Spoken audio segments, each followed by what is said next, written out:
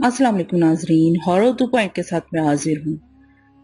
तो मेरे प्यारे व्यूअर्स, अगर आपको मेरी कहानियां पसंद आ रही हैं तो वीडियो को लाइक लाजमी से किया कीजिए, और जो मेरे चैनल पर नए हैं वो जल्दी से मेरे चैनल को सब्सक्राइब कर लें, क्योंकि इस चैनल पर मैं ला रही हूँ बहुत ही दिलचस्प और खौफनाक कहानियां। उम्मीद है आपको पसंद आएंगी। तो चलिए सुनते हैं हमारी आज की कहानी गुलाम रूहें, इसमें आगे क्या हुआ। मियाँ साहब ने मुझे बताया था कि आयतुल कुर्सी की बरकतें क्या हैं। इनका कहना था कि अगर कोई शख्स रात को सोने से पहले 5 मरतबा आयतुल कुर्सी से पहले 3 मरतबा दुरूशी पढ़े और 3 मरतबा ताली पीटे तो जहां तक ताली की आवाज जाएगी इस हिस्से में कोई बला या आफत नहीं आ सकती। 2 रोज तक मैं अपने अकीदतमंदों में मामूल के मुताबिक घिरा रहा। मैं अब सुकून के साथ वज़ाइफ में मशगूल रहता, लेकिन तीसरे रोज एक ऐसा चुका देने वाला वाकया पेश आया कि मैं फिर मुंतशिर हो गया। इस रोज मैं अपने अकीदतमंदों से मुलाकात में मसरूफ था। मैंने देखा हजूम के पीछे शमशेर अली से एक बवर्दी पुलिस इंस्पेक्टर उलझ रहा है। मुझे नहीं मालूम कि इन दोनों में क्या तू मैं हुई। थोड़ी देर में रहीम खान भी वहां पहुंच गया, वो भी इंस्पेक्टर से उलझ गया। इस अरसे में मेरे सामने बैठे हुए लोग भी इंस्पेक्टर की तरफ मसरूफ हो गए। मैंने अबुल हसन को इशारा किया। अबुल हसन जब वहां पहुंचे तो गोली चलने की आवाज आई। चुनाचे मैं भी दौड़ा हुआ वहां पहुंचा। मैंने देखा कि शमशेर अली खून में लथपथ पड़ा है। इंस्पेक्टर को हजूम बेदरेक मार रहा है। इसके साथ के 2 पुलिस वाले पहाड़ी से भाग रहे हैं। मैंने बावाजे बुलंद इस सरशोर हजूम को रोका। ठहरो, मैंने कहा। मेरे हुक्म देते ही सब खामोश हो गए। मैंने एक नजर इंस्पेक्टर पर डाली। वो खड़ा हुआ कांप रहा था। लम्हों में हजूम ने इसकी हालत शिकस्ता कर दी थी। उसने मुझे अपनी तरफ आते देखा तो भागा। हजूम ने इसका पीछा करना चाहा, मगर मैंने हाथ के इशारे से रोक दिया। वो अपनी सजा को पहुंच जाएगा, मैंने कहा, और सारी तवज्जो जानवलब शमशेर अली की तरफ मबजूल कर दी। मैंने इसका सर अपनी गोद में ले लिया। उसकी निगाहों में एक एतमाद था, फहर का एक जज्बा। मैंने से पूछा, शमशेर अली, तुम इससे क्यों झगड़ पड़े? शमशेर अली में बोलने की सकत ना रही थी, मगर वो अपने जवाल पजीर हवास को बजा करते हुए रुक रुक कर बोला, हजरत, इसने आपकी शान में गुस्ताखी की थी। शमशेर अली ज्यादा न बोल सका, मर गया। हाशिम ने मुझे बताया कि जब वो इंस्पेक्टर के पास पहुंचा तो कह रहा था, ये क्या शुब्दबाजी लगा रखी है। शुरू में शमशेर अली ने उसे इस गुस्ताखी से बाज रखा, मगर इंस्पेक्टर आपकी जात पर रकीक हमले करता रहा। मैंने बयान करने की जसारत नहीं कर सकता। बस ये समझ लीजिए कि जब इंस्पेक्टर अपनी औकात से बढ़ गया तो शमशेर अली ने इसकी गर्दन दबोच ली और गुस्ताख इंस्पेक्टर ने मुश्तिल होकर गोली चला दी। ये बहुत बड़ा वाकया था। मुझे अंदाजा था कि इस खूनी हादसे के बाद कैसे कैसे अफसाने तराशे जाएंगे, मगर ये इंस्पेक्टर क्यों आया था और इसने ये नाजेबा कलमात कैसे अदा किए थे, मुझे ये जानने में जरा भी देर न लगी। एक लम्हे में सारी बात मुझ पर उया हो गई और मैं शिद्दत गजब से लड़ने लगा। मैंने अबुल हसन को इशारा किया कि वो शमशेर अली की मैयत का इंतजाम करें। मैं हजूम को छोड़कर सीधा हुजरे में दाखिल हुआ। मैंने सही सूरत हाल का जायजा लेने के लिए थोड़ी देर तक अपने ज़हन को इन वाकयात में मरकूज किया। उफ मेरे खुदा, इंस्पेक्टर को बैरिस्टर राशिद हुसैन ने भेजा था। राशिद हुसैन जिंदा है? ये किस तरह मुमकिन है? मुझ पर दीवानगी की कैफियत आ रही थी। के बाद दिगरे ऐसे वाकयात रूनुमा हो रहे थे जो मेरे जहन को प्रागंदा किए हुए थे। मैं परेशान हाल हुजरे में इधर उधर टहलता रहा। उधर मेरा फौरी तौर पर बाहर जाना जरूरी था। मैं फिर हुजूम में आ गया। मुझे देखते ही लोग मुझसे लिपट गए। किसी ने मेरे दामन को पकड़ा, किसी ने हाथ को बोसे दिए, कोई मेरे कदमों पर झुक गया। मैंने बवाज़े बुलंद इन्हें मुखातिब किया, ऐ लोगों, जो कुछ हुआ वो बहुत अफसोसनाक है। मैं देख रहा हूँ अभी कुछ और वाकयात रूनुमा होंगे। शमशेर अली मर गया। मुमकिन है अभी कुछ और लोग इस पहाड़ी की आबरू पर अपनी जान कुर्बान करें। मैं तुमसे पुरसकून रहने की दरख्वास्त करता हूँ। शमशेर अली खुदा तरस आदमी था। उसकी जिंदगी नेकियों में गुजरी और उसने जन्नत में अपने लिए जगह बनाई। मुझे मुसरत होगी अगर शमशेर अली को पूरे एहतमाम के साथ दफन किया जाए। फिर मैंने दुआ के लिए हाथ उठाया, शमशेर अली के लिए फातिहा पढ़ी। शाम तक मजमा छड़ गया। शमशेर अली की मैयत को लोग पहाड़ी से ले गए। मगरिब के बाद मुझे अबुल हसन ने बताया कि शाम को कुछ पुलिस अफसरों ने पहाड़ी पर चढ़ने की कोशिश की, मगर नीचे बैठे अकीदतमंदों ने रोक लिया। इस वाक़े से शहर में कशीदगी फैल गई है। इंस्पेक्टर सरसूती को अस्पताल में दाखिल कर दिया गया है। इसकी हालत शिकस्ता है, इसकी टांग टूट गई है, वो ज़ियान बक रहा है। कल सुबह दूसरे पुलिस अफसरान पहाड़ी का रुख करेंगे। अबुल हसन और सारे जना शहर में फैल गए थे। मैं रात भर जागता रहा और इबादत करता रहा। दो शहवार से भी बात ना हो सकी। सुबह जब सूरज तुलू हुआ तो पहाड़ी इंसानों से भरने लगी। थोड़ी देर में इतना हजूम हो गया कि दूर दूर तक इंसान ही इंसान नजर आए। मैं जब हुजरे से बाहर आया तो लोग नारे लगाने लगे। इनकी बेताबियां देखकर मैंने इन्हें पुरसकून रहने और बैठने का इशारा किया। तहद्दे नजर अकीदतमंद थे। यकीनन इनमें बाज लोग ऐसे भी थे जो कल के वाक़े के सुनगुन लेने आए थे, जो तमाशबीन थे। मैंने बगैर किसी तशवीश के अपना मामूल जारी रखा। रहीम खान अपने साथी शमशेर अली के इंतकाल की वजह से बहुत दिलगीर नजर आता था। मुझे अंदाजा था कि थोड़ी देर बाद पुलिस उधर का रुख करने वाली है और शायद हजूम को भी इसका इंतजार था। कोई 9 बजे के करीब पुलिस की एक जमात पहाड़ी पर वारत हुई। मजमा में इसकी आमद से खलबली मच। सबसे आगे वाले ऑफिसर ने दूर से मुझे सलाम किया, जिससे बेकाबू मजमा में किसी कदर नजम पैदा हुआ। अफसर ने पूरी जमात वहीं छोड़ दी और आगे बढ़ने लगा। रहीम खान ने उसे रास्ते में जा लिया। उसे कहा कि वो मियाँ साहब की माँ के बगैर इनसे नहीं मिल सकता। पुलिस अफसर ने इस बात पर सर झुका दिया। वो एक डीएसपी था। रहीम खान दौड़ता हुआ मेरे पास आया और मैंने उसे पुलिस ऑफिसर को अपने पास आने की इजाजत दे दी। جو میرے قریب آیا تو اس نے جھک کر سلام کیا اور نہایت انکساری سے مخاطب ہوا، میاں صاحب میرا نام ظفر علی ہے، میں نے ہزاروں افراد سے آپ کی بزرگی اور آپ کے در سے ہونے والے فیض کے واقعات سنے ہیں، بخدا میرے یہاں آنے کا مقصد آپ کی بزرگی کی تفتیش کرنا نہیں، صرف اپنے فرائض کی بجاوری مقصود ہے۔ بدقسمتی سے مجھے آپ کی قدم بوسی کا شرف حاصل نہ ہو سکا، تاہم میں بھی آپ کے سچے عقیدت مندوں میں سے ہوں۔ اس وقت کس کام سے آئے ہو؟ میں نے سپاٹ لہجے میں سوال کیا تو ڈی ایس پی گڑبڑا گیا۔ میں محسوس کر رہا تھا کہ وہ اپنی آمد کی اصل وجہ بتانے سے جھجک رہا ہے۔ میں صاحب اس وقت یہاں جس مقصد سے حاضر ہوا ہوں اس کے لیے میں تہہ دل سے معذرت خواہ ہوں۔ یقین کیجیے میں صرف کاغذات کی ہانہ پوری کے لیے حاضر ہوا ہوں۔ میرے استفسار پر ڈی ایس پی نے مجھے جو واقعات بتائے انہیں سن کر میرا خون کھول اٹھا۔ ڈی ایس پی ظفر علی کے بیان کے مطابق بیرسٹر راشد حسین کا مکان اور اس کا ساز و سامان جل کر راکھ کا ڈھیر ہو چکا تھا، لیکن راشد حسین اور سمینہ کسی نہ کسی طرح بچ گئے اور اب راشد حسین نے پرانے واقعات کی روشنی میں میرے خلاف باقاعدہ تحریری رپورٹ درج کرائی ہے۔ اس رپورٹ میں اس مردود نے اس جھوٹے قصے کا بھی ذکر کیا تھا جس کی بدولت مجھے 7 سال کا طویل عرصہ جیل میں گزارنا پڑا اور میرے والدین اور بہن بھائی مجھ سے ہمیشہ کے لیے چھن گئے تھے۔ ڈی ایس پی انہی واقعات کی تصدیق کے لیے اس وقت میرے پاس آیا تھا۔ کل جو انسپیکٹر آیا تھا وہ گستاخ بھی اسی مقصد سے بھیجا گیا تھا اور اب یک نہ شد دو شد کے مصداق وہ پولیس کی تفتیش کا مرکز بن گئے تھے۔ پہلا بیرسٹر راشد حسین کی درخواست کا، دوسرا شمشیر علی کے قتل کا واقعہ۔ ڈی ایس پی ظفر علی کا انداز گفتگو اور اس کا طرز عمل بتا رہا تھا کوئی نیک خصلت آدمی ہے اور ہر طرح سے ان باتوں کی سختی سے تردید کرنے پر آمادہ ہے جو میری ذات سے منسوب کی گئی تھی۔ واقعات کے ہر پہلو سے آگاہ کرنے کے بعد اس نے مجھ سے بڑی سنجیدگی سے کہا، میاں صاحب بیرسٹر راشد حسین نے آپ کی بزرگی پر جو کیچڑ اچھالنے کی کوشش کی ہے اور جو بے بنیاد الزامات آپ کی ذات پر عائد کیے ہیں، میں اس کمینہ صرف شخص کو ایسا پریشان کروں گا کہ وہ تمام زندگی یاد رکھے گا۔ ظفر علی میاں، کسی کی چھان بین کرنا تمہارا ذاتی معاملہ ہے، میں اس زمن میں تمہیں کوئی مشورہ نہیں دوں گا، نہ ہی یہ کہوں گا کہ تم جانبداری سے کام لو، تم جو سمجھو کرو، مجھے اس سے کوئی سروکار نہیں، نہ اس کی پرواہ، تم یقیناً حقائق جاننے کی جستجو کرو، مجھ سے جو ہو سکا میں تمہاری مدد کروں گا۔ میں نے بمشکل اپنا غصہ ضبط کرتے ہوئے کہا، ظفر میاں مگر مجھے بتاؤ یہ بیرسٹر راشد حسین کا قیام اب کہاں ہے؟ وہ شہر کے ایک پنڈت عنقانات کے ساتھ مقیم ہے۔ دراصل یہ پنڈت ہی راشد حسین اس کی لڑکی سمینہ کو آگ سے بچا کر لے گیا تھا۔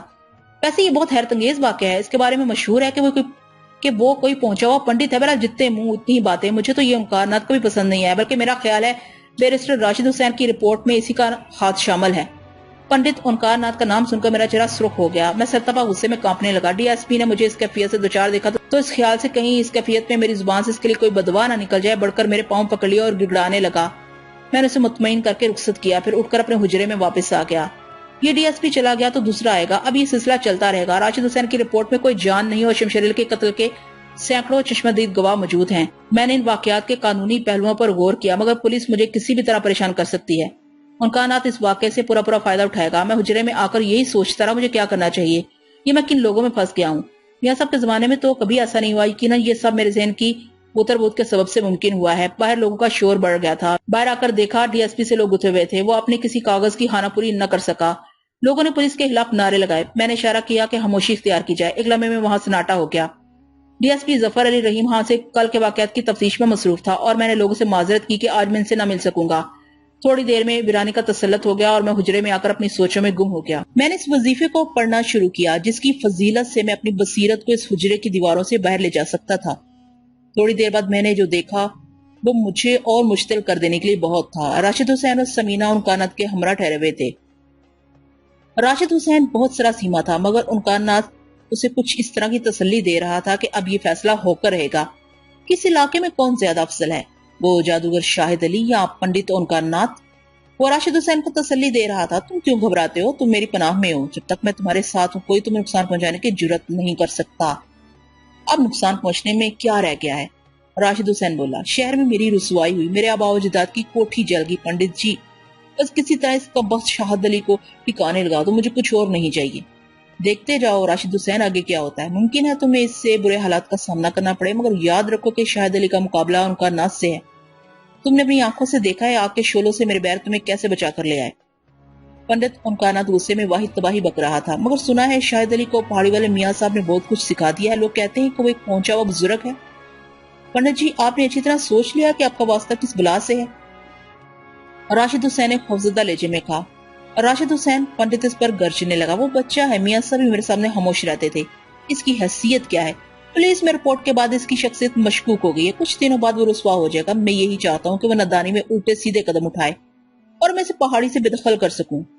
پنڈت کی اس جرات و جسارت پر میرے صبر کا پیمانہ لبریز ہو گیا، میں نے اور بہت کچھ دیکھا اور میں برداشت نہ کر سکا۔ मैंने अपनी बसारत को वहां से वापस बुला लिया। दुशहवार और अबुल हसन मेरे पास आए तो मैं बहुत संभला हुआ था। इतने बड़े वाक़े के बाद मेरी हालत इत्मीनान बख्श देखने के बाद अबुल हसन ने खुदा का शुक्र अदा किया और मुझे वही सब्र और ज़ब्त की तलकीन की कि इन मामलों में पड़ना हमारा मनसब नहीं। अब यही मुनासिब है कि मौजूदा निज़ाम को किस तरह निपटाया जाए और इस पहाड़ी की हुर्मत बरकरार रखी जाए। मैं अबुल हसन की बातें नहायत तहम्मुल से सुनता रहा। अगर मैं इस वक्त खुद को कोई मशवरा देता तो वो यही होता। दुशहवार अपने बाप के सामने नहीं बोलती थी, मगर इसने नजरों नजरों में अपने बाप के मशवरों की तौसीक जरूर कर दी थी। मैं रात कहीं नहीं गया और खुद को समझाता रहा कि खुदा को बैरिस्टर राशिद हुसैन की तबाही मंजूर नहीं, वो मेरे हर अताब से बच जाता है। इसने उन कायनात को उसका मुहाफिज बनाकर खड़ा कर दिया। मेरा काम कुछ और है। मुझे अपने खुदा के और करीब होना है। मुझे माफ कर देना चाहिए। यकीनन मेरी खामोशी का गलत मतलब अहस किया जाएगा, मगर इससे क्या होता है। सख्त ज़हनी कशमकश के बाद मैंने फैसला कर लिया कि बैरिस्टर राशिद हुसैन और उन कायनात दोनों को माफ कर दिया जाए। काबिल सद एहतराम है वो जो दूसरों को माफ कर देते हैं। इस फैसले से मेरे दिलो दिमाग का सारा बोझ छट गया। ज़हन की सारी कसाफत दूर हो गई। मैंने बारगाह इज़्ज़ी में सिरबसजूद होकर माफी तलब की। मैंने कहा, खुदा मुझे माफ कर, मैं रास्ते से भटक गया था, मेरी रहनुमाई कर। रात को मैंने किसी रूह को तलब नहीं किया। मैं पूरी नींद से सो रहा। दूसरी सुबह तोतों ने शोरगुल करके मुझे बेदार किया। मैंने जल्दी से उठकर फजर की नमाज अदा की। एक बार फिर अपने खुदा से अपने गुनाहों की माफी मांगी और रात वाले अहद की तजदीद की। मैं नमाज से फारिग हुआ था कि दुशहवार के बजाय अबुल हसन मेरा नाश्ता लेकर आए। दुशहवार के न आने से मुझे कमी महसूस हुई। मैं अबुल हसन से इसके मुताल्लिक पूछने वाला था कि किसी ने हुजरे का दरवाजा खटखटाया। अबुल हसन ने दरवाजे के बाहर जाकर देखा तो अकबर वहां मौजूद था। दरवाजा खुलते ही वो अंदर आ गया। उसके चेहरे पर परेशानी के गहरे तासुरात देखकर वो मुस्तरब हो गया। यकीनन वो किसी अहम जरूरत के तहत ही मेरे पास इस वक्त आया था। अपने मोहसन और सच्चे दोस्त को परेशान देकर मैं तेज से आगे बढ़ा। इसकी परेशानी का अहवाल पूछा तो अकबर आपदीदा होकर बोला, शाहिद मियाँ, मैं तबाह हो गया, मेरा सब कुछ छीन लिया गया है। अकबर, मेरे दोस्त, खुदा के लिए मुझे बताओ, तुम पर क्या आफत पड़ी है? किसने तुम्हें परेशान करने की जुर्रत की है? मैंने अकबर को अपने करीब बिठाते हुए पूछा तो वो बेख्तियार हिचकियों से रो पड़ा। उसके आंसू किसी तरह थमने का नाम न लेते थे। मैंने उसे रोने दिया। जब उसके आंसू खुश्क हुए तो बसूरते हुए बोला, शाहिद मियाँ, रात न जाने किस दुश्मन ने मेरे घर को आग लगा दी। मेरी बूढ़ी माँ, मेरा भाई, तुम्हारी भाभी सब जलकर मर गए। एक मैं बदनसीब था जो आंसू बहाने के लिए बच गया। काश मैं भी मर गया होता। अकबर की जुबानी सूरत हाल मालूम हुई तो मेरा माथा ठनका। मैंने इसी वक्त चंद लम्हों के लिए तकाज़े तवज्जो की तो स्याह सफेद से आगाह हो गया। उन कायनात ने मेरे बेकसूर दोस्त और मोहसिन का घर इसके खानदान समेत बर्बाद कर दिया था। रात मैंने राशिद हुसैन और उन कायनात के सिलसिले में जो फैसला किया था वो आन वाहद में मेरे ज़हन से हरफ गलत की तरह मिट गया। मैं इसी पर जलाली कैफियत में उठा और अकबर का हाथ थाम कर बोला, अकबर, मेरे साथ चलो। मैं जानता हूँ तुम्हारी बर्बादी में किस बदबख्त और बदकिरदार का हाथ है। मैं तुमसे वादा करता हूँ कि वो इस दुनिया में बदतरीन जहन्नम से दो चार होगा। आओ मेरे साथ। अब बात दूसरे अंदाज से होगी। अकबर ने मुझे गुस्से की हालत में देखा तो अपना गम भूलकर बोला, शाहिद मियाँ, तुम्हें साथ ले जाने की गरज से नहीं आया। मैं तो तुम्हें इतला देने आया था। मैं अभी वापस जा रहा हूँ। मुझे अभी कफन दफन का बंदोबस्त करना है। बस दुआ करो खुदा मुझे सब्र अता करे। नहीं नहीं अकबर, पानी सर से ऊंचा हो चुका है। अब ये चपकलश जंग की सूरत तैयार कर गई है। ऐसी सूरत में खामोश रहा तो खुदा भी मुझसे नाराज हो जाएगा। अबुल हसन जो खामोश खड़े ये तमाम बातें सुन रहे थे, दरमियान में बोले, आपके जाने की जरूरत नहीं, या आपके बहुत से हद्दाम हैं। वैसे आप मरहूमीन की कफन दफन के सिलसिले में जाना चाहें तो दूसरी बात है। आपकी जरूरत इस पहाड़ी को ज्यादा है। हाँ, मुझसे ज्यादा तुम्हारी जरूरत तुम्हारे अकीदतमंदों को है। अकबर मुझे समझाते हुए बोला, जो कुछ मेरे साथ हुआ कुदरत को शायद इसमें मेरी कोई बेहतरी लगी होगी। मुझे सिर्फ तुम्हारी दुआओं की जरूरत है, इसके सिवा मुझे कुछ नहीं चाहिए। नहीं, अब हालात हद से तजावुज कर गए हैं। इबादत और रियाजत का काम ऐसे प्रगंदा माहौल में खुशदली से जारी नहीं रह सकता। बुरे लोगों को राह रास्त पर लाना भी एक इबादत है। अब मुझे इस वक्त तक सुकून नहीं मिल सकता जब तक मैं इन बदकिरदार लोगों को इस्लाह न कर दूं। अकबर और अबुल हसन ने मिलकर मुझे बहुत समझाया, मेरी मिन्नत समाजत की, लेकिन मैं किसी आहनी चट्टान की तरह अपने फैसले पर अड़ा रहा। चनाचा वो दोनों मेरे अज़्म के आगे सनिगू हो गए। अबुल हसन ने मेरे साथ चलने की दरख्वास्त की, लेकिन मैंने पहाड़ी पर अकीदतमंदों की पुरसश के लिए इन्हें मामूर कर दिया। दिन हासा निकल आया था। पहाड़ी पर अकीदतमंद बढ़ रहे थे। अबुल हसन ने मेरे मशवरे पर अकीदतमंदों के हजूम को मेरी बीमारी का उज़र करके बहसनो खूबी रुखसत कर दिया। अबुल हसन ने मेरे मशवरे पर अकीदतमंदों के हजूम को मेरी बीमारी का उज़र करके बहसनो खूबी रुखसत कर दिया। जब पहाड़ी खाली होगी तो मैं अकबर के साथ बाहर आया, लेकिन मैंने अपनी रवानगी का इरादा मुलतवी कर दिया। मुझे ख्याल आया कि अगर मैं दिन के वक्त पहाड़ी से नीचे उतरा तो मेरे अकीदतमंद मुझे घेर लेंगे। चनाचा मैंने अकबर को रुखसत किया और रात खाने का वादा करके बेचैनी से रात का इंतजार करने लगा। दिन मैंने किस करब से गुजारा इसका जिक्र बेकार है। जोहर, असर और मगरब की नमाज मैंने हुजरे में अदा की। रात का खाना दुशहवार लेकर आई। मैंने इससे कोई खास बात नहीं की, खामोशी से खाना खाया। میں صرف اس سے اتنا ہی کہہ سکا، دری میں بہت جلد واپس آؤں گا۔ اس نے میری بات کا کوئی جواب نہیں دیا، وہ خاموش واپس چلی گئی۔ عشاء کی نماز کے بعد ابو الحسن مجھے چھوڑنے آئے۔ میں تاریکی میں باہر نکلا۔ ایک طویل عرصے بعد میں اس راستے پر جا رہا تھا جہاں سے گزر کر میں میاں صاحب کے قدموں تک آیا تھا۔ میرے سامنے تاریکی تھی، میں صرف اپنی آنکھیں روشن محسوس کر رہا تھا۔ میرا دل سلگ رہا تھا۔ گھنے درخت سامنے تھے، اندھیرا تھا اور ممتازات کیفیتوں میں الجھا نیچے اتر رہا تھا۔ اس وقت مجھے اپنے اجنا دوست اور عقیدت مندوں کا خیال آیا۔ ایک بار مجھے احساس ہوا کہیں میں کوئی غلط قدم تو نہیں اٹھا رہا۔ مجھے اپنے حجرے کی طرف واپس ہو جانا چاہیے۔ یہ میرا مقام نہیں کہ سادھو پجاری اور کمینہ فطرت لوگوں سے الجھوں، لیکن اس لمحے اپنی مرحوم بہن، والدین، ان کائنات کی تنزیہ مسکراہٹ اور بیرسٹر راشد حسین کا مغرور چہرہ میری نظروں کے سامنے گھوم گیا۔ میں نے اپنی رفتار تیز کر دی، غرض کہ میں مختلف خیالوں میں الجھا پہاڑی عبور کر کے نیچے اتر آیا۔ ایک نظر پلٹ کر میں نے اوپر کی سمت دیکھا۔ پہاڑی اندھیرے میں ڈوبی ہوئی تھی۔ نہ جانے مجھے کیوں ایسا محسوس ہو رہا تھا جیسے میرا وزن بھاری ہو گیا ہو۔ مجھے تھکاوٹ کا احساس ہوا، مگر میں نے اس طرف توجہ کیے بغیر تیزی سے قدم بڑھانے شروع کر دیے۔ جب میں اکبر کے جلے ہوئے گھر کے قریب پہنچا تو وہ کھنڈرات کے ملبے پر اداس بیٹھا میری راہ تک رہا تھا۔ مجھے دیکھ کر بھاگا ہوا میرے قریب آیا۔ اس وقت میں نے ایک سیاہ چادر سے اپنے جسم کو چھپا رکھا تھا۔ اکبر رکت انگیز لہجے میں کہنے لگا، شاہد میاں، مجھے امید تھی کہ تم آؤ گے۔ مجھے تمہاری دوستی پر ناز ہے، لیکن میرے بزرگ دوست، صرف تمہاری دعائیں بہت ہیں۔ جو کچھ مجھ پر گزری ہے اسے بھول جاؤ۔ مرنے والے دوبارہ زندہ نہیں ہو سکتے۔ خدا کو جو منظور تھا پورا ہو گیا۔ اب شر و فساد سے کیا حاصل؟ میری خوشی اسی میں ہے کہ تم واپس اپنے حجرے کی طرف لوٹ جاؤ۔ مجھ سے زیادہ تمہارے بے شمار عقیدت مندوں کو تمہاری ضرورت ہے۔ تم میرے حق میں دعا کرتے رہو، یہی میرے لیے بہت ہے۔ میں نے اکبر کے سوگوار چہرے پر نظر ڈالی۔ اس کے لہجے میں ہزاروں غم پنہاں تھے۔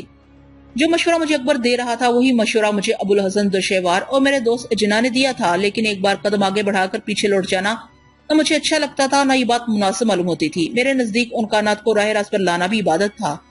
اس لیے میں نے اکبر کی بات تسلی سے سن کر اعتماد سے کہا، اکبر میرے دوست، خدا تمہیں سکون قلب سے نوازتا رہے اور مرنے والوں کو غریق رحمت کرے۔ میری جان، تم نے جس جذبوں کا اظہار کیا ہے میرے دل کو لگتے ہیں، لیکن میں سمجھتا ہوں کہ پانی سر سے اونچا ہو چکا ہے۔ بات اتنی آسان نہیں جس قدر تم سمجھ رہے ہو۔